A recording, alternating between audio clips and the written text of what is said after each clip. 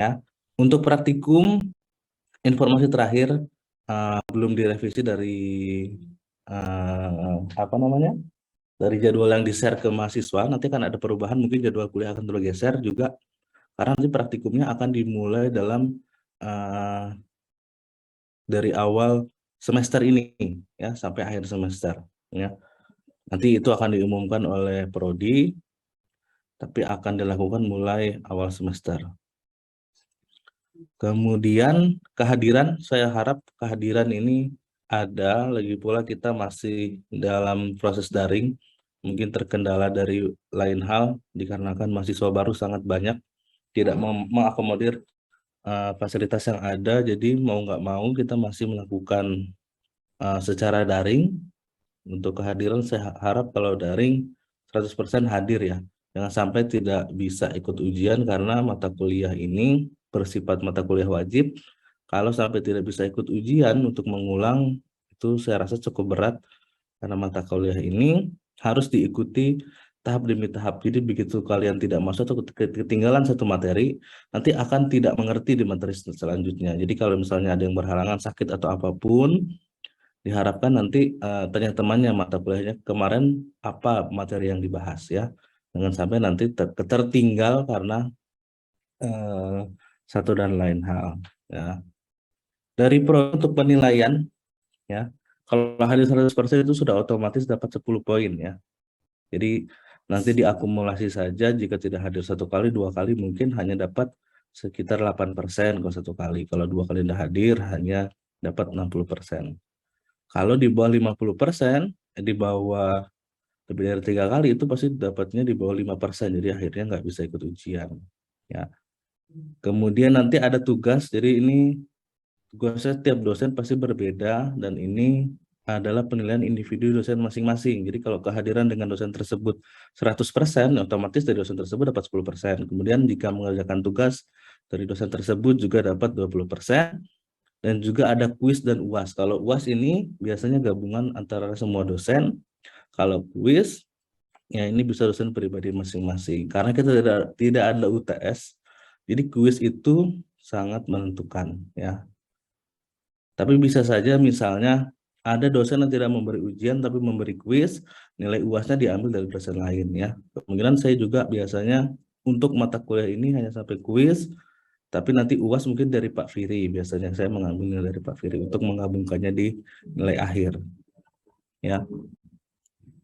Dari sini, apakah disepakati untuk kontrak kuliahnya? Atau ada yang mau dinego? Kehadiran, yang nggak bisa dinego kehadiran ya? Tugas nego, Pak. Tugas. Apa?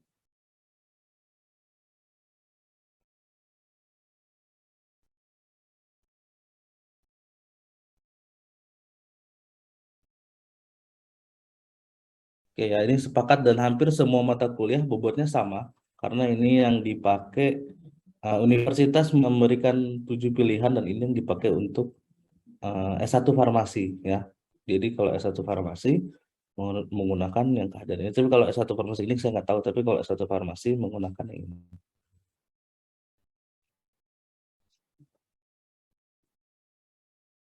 Oke ya, disepakati ya ini ya. Oke, mengapa ada mata kuliah ini? Ini mata kuliah namanya panjang sekali. Isolasi senyawa farmasi bahan alam. Ya, cukup panjang.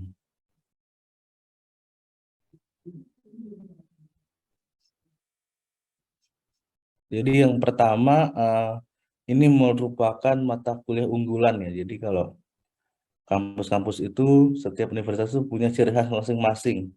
Kalau Unmul ini kan punya PIP atau rumpun ilmunya adalah tropical study. Gimana tropical study ini? Tropical forest study. Jadi hutan lembab, kita banyak mempelajari hutan lembab. Jadi memang keunggulan dari universitas ini, turunlah mata kuliah ini, yaitu memanfaatkan keanekaragaman hayati dan non hayati Kalimantan Timur merupakan keunggulan utamanya. Jadi ini sesuai dengan instruksi dari rektor untuk mata kuliah yang mengakomodir tentang kekhasan dari Unmul, dan inilah salah satu mata kuliahnya yang bisa dikorelasikan dengan farmasi, yaitu pencarian senyawa, isolasi senyawa dari bahan alam yang ada di Kalimantan Timur paling tidak. Kemudian kedepannya mampu mahasiswa bisa memanfaatkan sumber daya alam sebagai produk farmasi, di mana nanti hasil isolat ini bisa menjadi produk utama atau misalnya zat aktifnya, atau bisa jadi eksipiennya sebagai zat tambahannya. Jadi nggak melulu kita mengisolasi mencari aktivitasnya, terus aktivitas tidak aktif, nanti kita nggak bisa pakai ini, tapi kita bisa jadikan eksipien atau bahan tambahan untuk di farmasetik. Ya, dan juga diharapkan menguasai konsep dasar metodologi penelitian. Jadi biasanya karena semester depan sudah mulai mengambil skripsi 1 untuk pengajuan judul skripsi di mata kuliah ini, itu menggambarkan bagaimana proses penelitian, khususnya penelitian jika ingin mengambil di isolasi. Tidak hanya sampai isolasi, tidak hanya isolasi saja, jadi biasanya juga kalian ingin sampai fraksinasi saja atau sampai ekstraksi saja. Jadi nanti di mata kuliah ini akan banyak mempelajari aplikatif bagaimana ekstraksi itu, bagaimana fraksinasi itu, dan bagaimana kalau kita mencari senyawa dalam proses isolasi itu, ya. Jadi harapannya nanti mahasiswa dapat memiliki kemampuan tentang teknik, cara melakukan pemisahan senyawa, hingga identifikasi dan penentuan struktur dari golongan senyawa dari alam, ya. Jadi banyak akan mempelajari banyak konsep dan teknik cara pemilihan metode yang betul, supaya kalau penelitian itu jangan sampai kita udah jalan kemudian salah di tengah jalan kita berdiri ke belakang, ya. Jangan sampai seperti itu.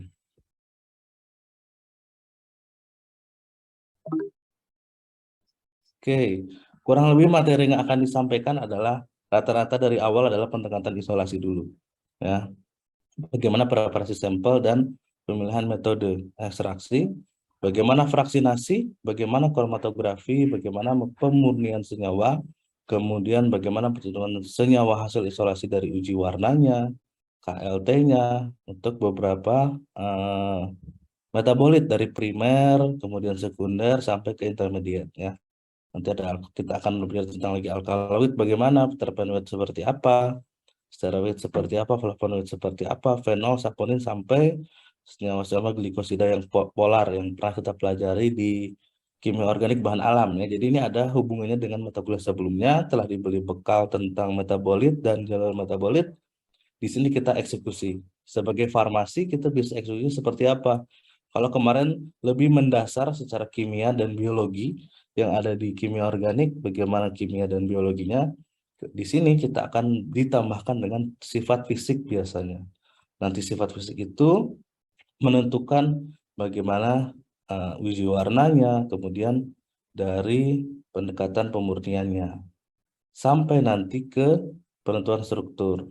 Nanti akan banyak contoh hasil penelitian telah ada, berdasarkan dari strukturnya ada senyawa bahan alamnya, di strukturnya dengan menggunakan instrumen. Nanti hasilnya kita akan membaca spektrum-spektrum, ada inframerah atau IR, disebutnya infrared, kemudian ada spektrum dari gas kromatografi massa atau gas kromatografi massa yang MSMS, nanti akan dijelaskan maksudnya MSMS ini apa, kemudian ada liquid kromatografi MSMS, dan penentuan struktur dari NMR, nanti ada SHNMR, ada CNMR, nanti kita akan bahas ini, ya. Kenapa ini jadi diajarkan di penentuan struktur, dan ternyata sekarang apoteker sudah mulai ada ujian untuk penentuan struktur, walaupun hanya sampai di inframerah sekarang, ya, kondisi sekarang. Tapi kita nggak tahu kalau nanti ke depannya apakah akan sampai ke NMR, kita tahu, ya. Apoteker sudah mulai disuruh membaca penentuan struktur dari inframerah atau IR ini, namanya spektrum IR. Nanti akan banyak dipelajari. Sudah pasti di awal kita akan nanti membahas di minggu depan, ya, preparasi sampel, metode pemilihan ekstrak, sampai udah mendapatkan bekal itu baru kita eksekusi ke setiap metabolit dan penentuan strukturnya. Ada yang mau ditanyakan di sini? Silakan.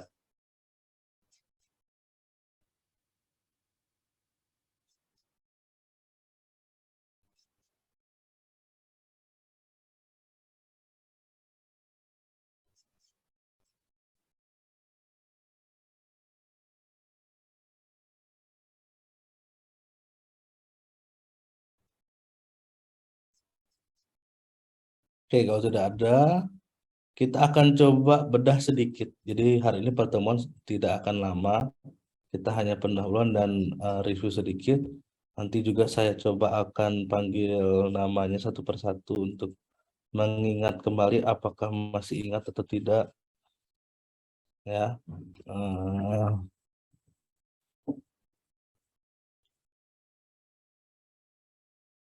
Kata-kata isolasi apa yang terpikir dari kata-kata isolasi ini? Ada yang tahu?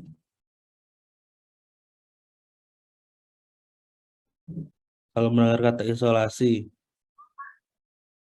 Kalau menurut saya itu dia kayak pengambilan suatu senyawa gitu Pak. Dia senyawa khusus jadi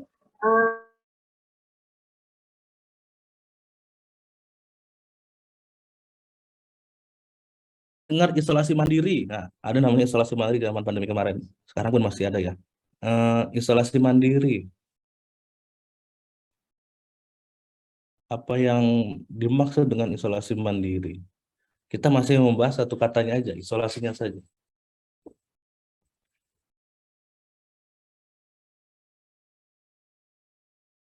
Coba siapa ya? Iya ya.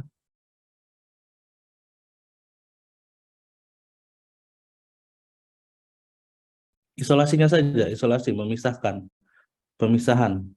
Memisahkan atau pemisahan ya? Kalau lebih cocoknya. Kita sepakati, memisahkan atau pemisahan kira-kira? memisahkan Pak. Memisahkan. Jadi kalau kita mau mengisolasi diri, biasanya kita memisahkan atau kita yang dipisahkan? Memisahkan diri Pak. Memisahkan diri ya. Jadi kalau misalnya siapa tadi yang jawab ini namanya Angelin ingin diisolasi, jadi Angelin inisiatif sendiri untuk memisahkan begitu ya. Iya benar Pak. Memisahkan diri mungkin punya inisiatif sendiri. Kemudian ada juga yang bilang memurnikan. Kalau ini memurnikan. Kalau memurnikan itu gimana ya? Apakah sudah masuk isolasi? Bukan. Memurnikan. Menurut saya masuk Pak. Memurnikan masih masuk ya. Jadi yang tadi mungkin tujuannya ya, tujuannya kita memisahkan untuk memurnikan. Misalnya terkontaminan, sih banyak lah kata-kata isolasi itu. Kita terkontaminan dengan virus, misalnya kita memisahkan, kemudian tujuannya untuk memurnikan kembali kita gitu, supaya kita bisa tercampur lagi dengan mereka. Buktinya apa? Buktinya apa? Kalau kita sudah termurnikan, ya itu namanya pemurnian. Ya, jadi nanti di isolasi ini, kalau tadi memisahkan, kemudian ingin memurnikan diri, pemurnian, nah, isolasi dalam senyawa ini kita yang punya inisiatif untuk memisahkan. Bagaimana cara memisahkannya? Ya, biasanya memilih proses ekstraksinya, ya, atau misalnya ingin ekstraksinya bebas, mau pakai apa aja metodenya, tapi dari pelarutnya juga bisa.